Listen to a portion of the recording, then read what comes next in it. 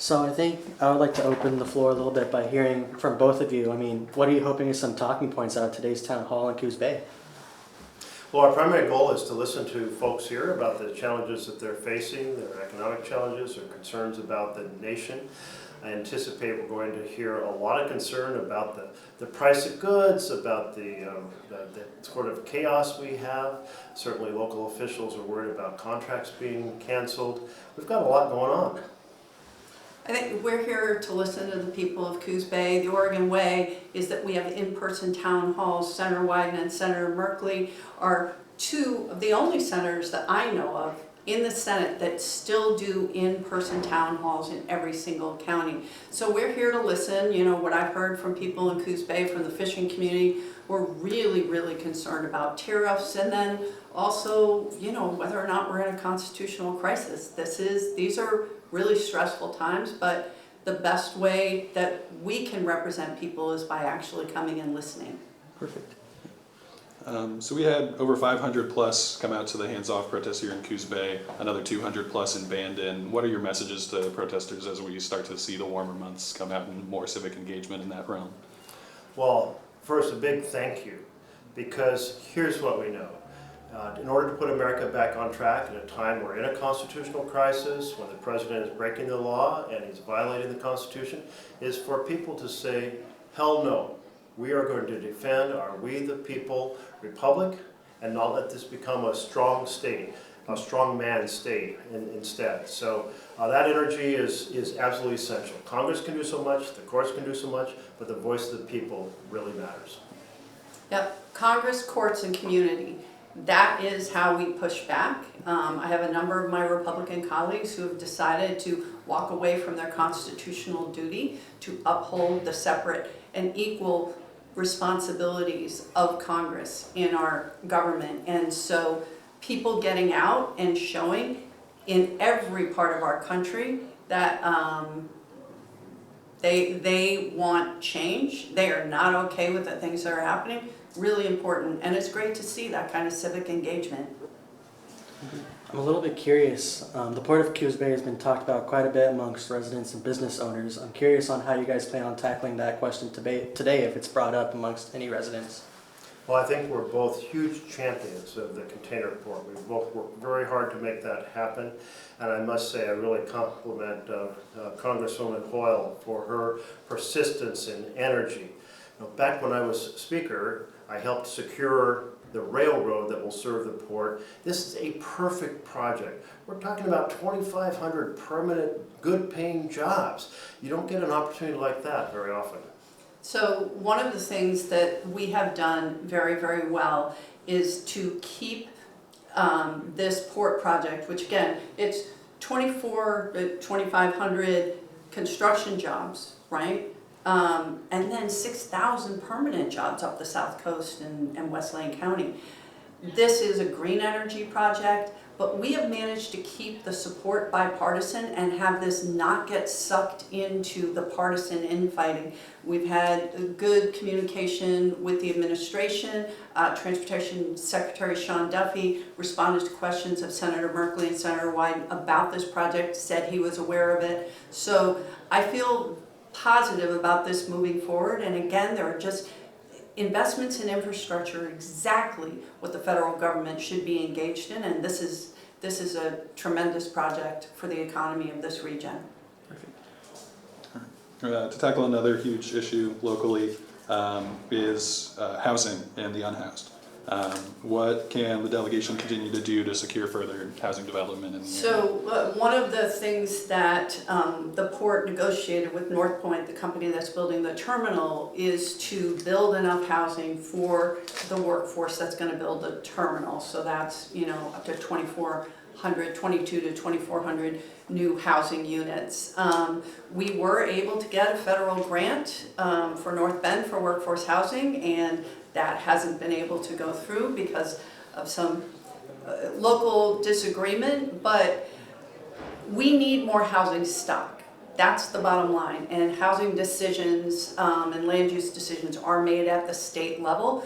We will continue to push things like tax credits to give an incentive to build more housing and supportive services for people who are unhoused.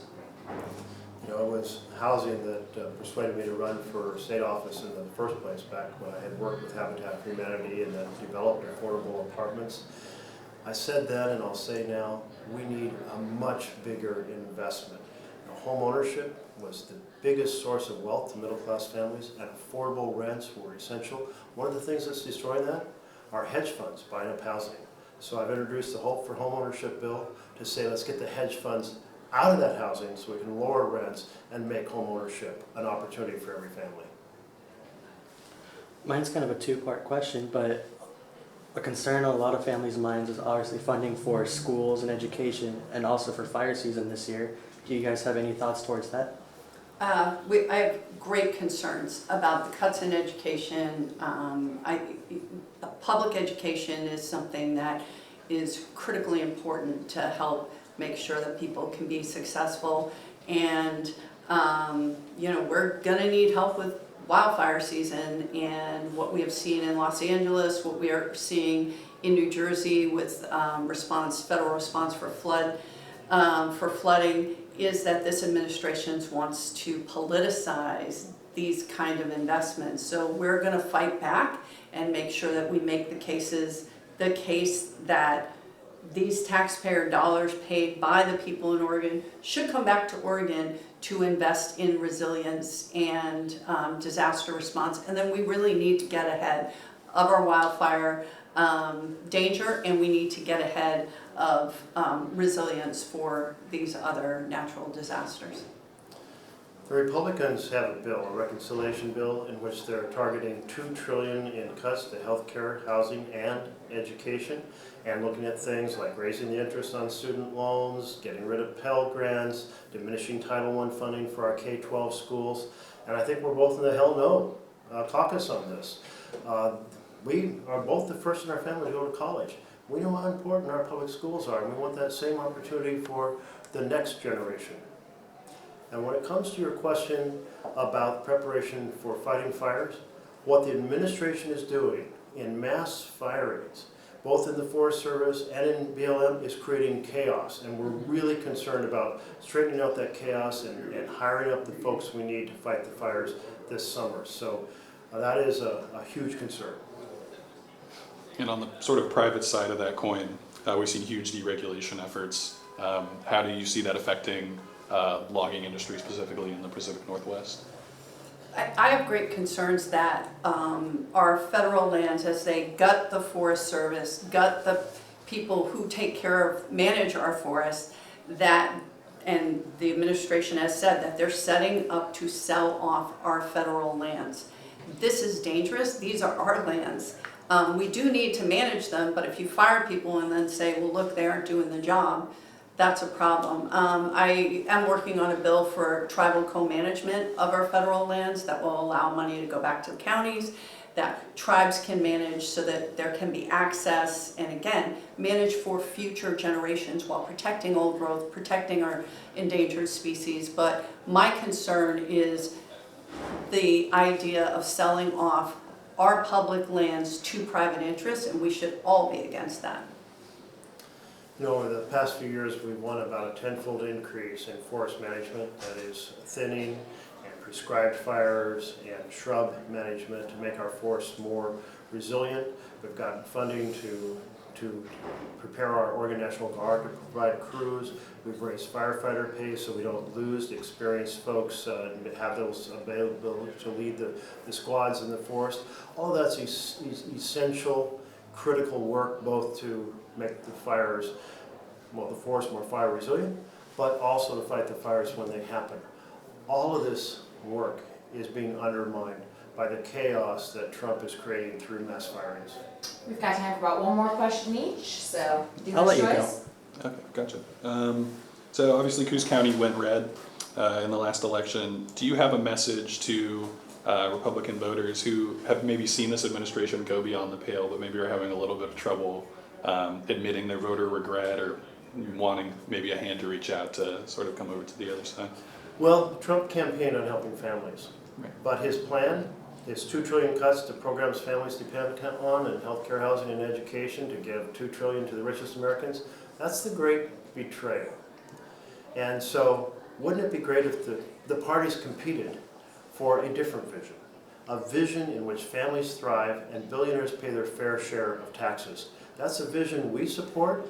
I invite our Republican colleagues to come join us and the President to come join us. Let's help American families succeed in America. I had the honor to watch the last 3 hours of Cory Booker's speech in the Senate. It was phenomenal. And what he said is these issues, whether it's following the constitutional separation of powers, right? Ensuring that we protect the earned benefits of our Social Security recipients, of our veterans, right?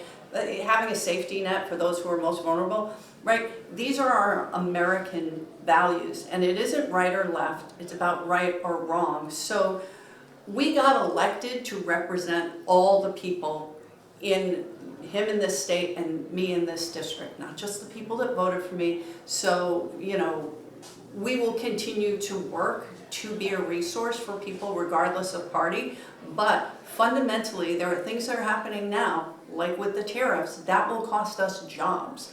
And that's not right or left, it's right or wrong, and we need to do what's right and push the administration to stand up for what they said they would do, which is bring down costs, protect Social Security, protect Medicare and Medicaid.